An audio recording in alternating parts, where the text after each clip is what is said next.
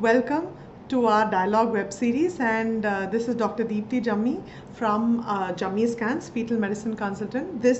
In this video, it's going to be a very short, practical, tip-based video, and specifically, you'll be seeing on my screen that this is a different video. We are going to talk about a journal review article. Even though this was published few years back, I'm very sure that this will be very, very useful for all of us.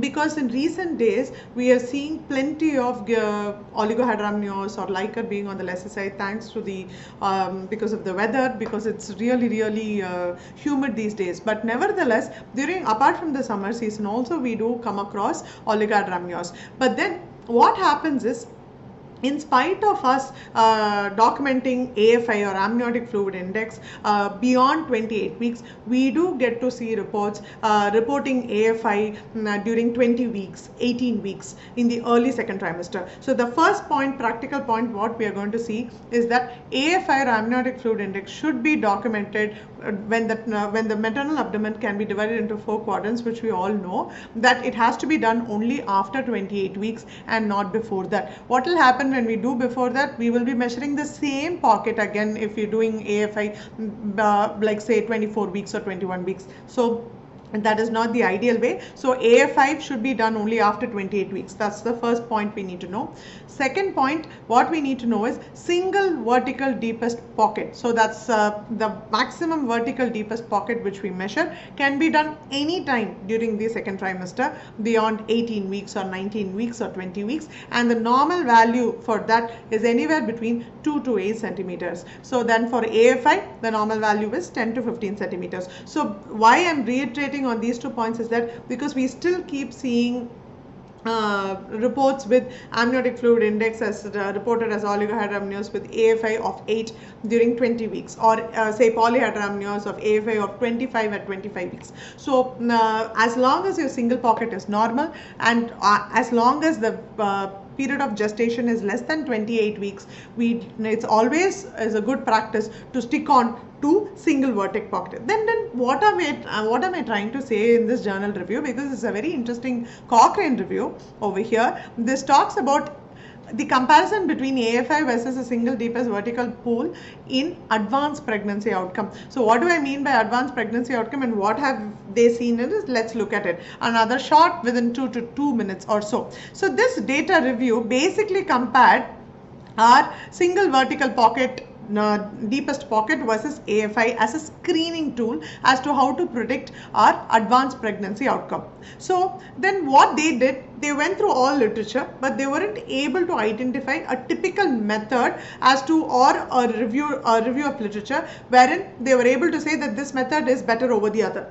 So what they started to do is they started collecting all the data of papers presented with oligohydramnios which were compared to adverse pregnancy outcome, and then they went back and saw whether they had an AFI value and a single vertical pool value.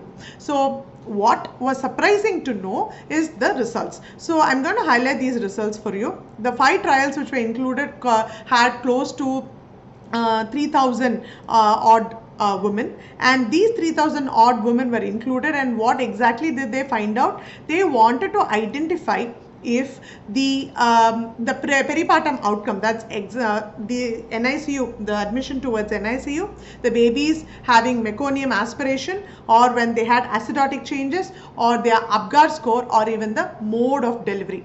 So these were the outcomes which they were assessing. And what did they say? The amniotic fluid index, which we all do, we all keep seeing those AFI pockets when the baby is either growth restricted or even when it's normally growing.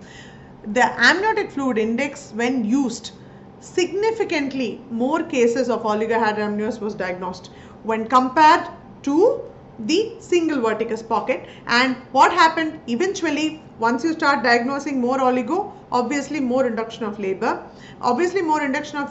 much earlier than they expected, or the EDT, and ending up more in cesarean delivery because of fetal distress. So they were significantly able to correlate that more and more usage of AFI getting into oligohydramnios definitely had a poor perinatal outcome, whereas when compared to single deepest vertical pocket measurement, the fetal surveillance was much better. We were constantly monitoring the babies, and the outcome of such babies monitored just through single vertical pocket was much better, and the perinatal outcome was less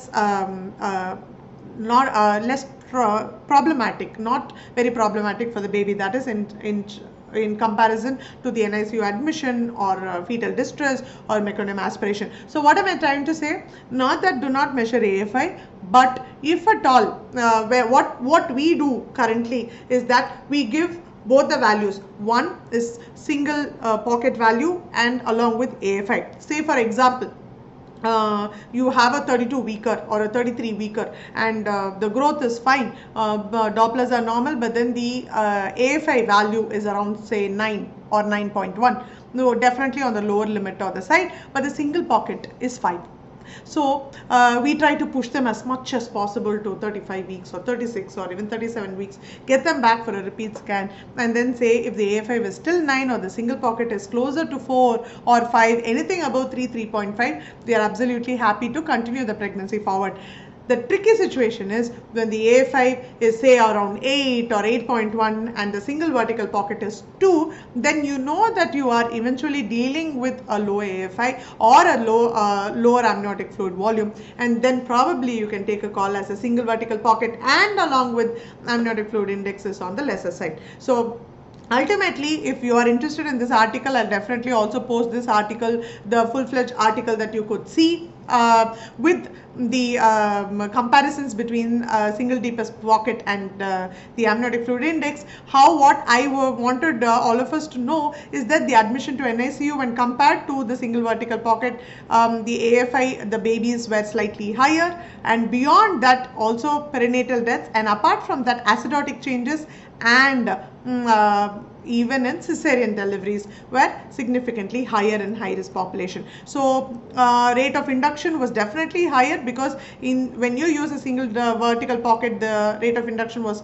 around 12 per thousand, where here it was 23 babies per patients per thousand, and here it was only around 300 women were induced in a high risk population, whereas if you can see here it is closer to double. It's around 580 patients were induced because of low amniotic fluid. So it's significantly more, if you can see here. So obviously when we compare, next time when you are deciding on say you getting a report with oligohydramnios, it is a good practice point to check on the image of the oligohydramnios, where you can see a single deepest pocket. Say you have 4 pockets, say one is 1.5, 2 or 4 or 3, then the single vertical pocket, even if it's not mentioned in the report, then the single vertical pocket is around 4. I hope this video was informative, because I thought that this method could definitely guide you more in your day-to-day practice.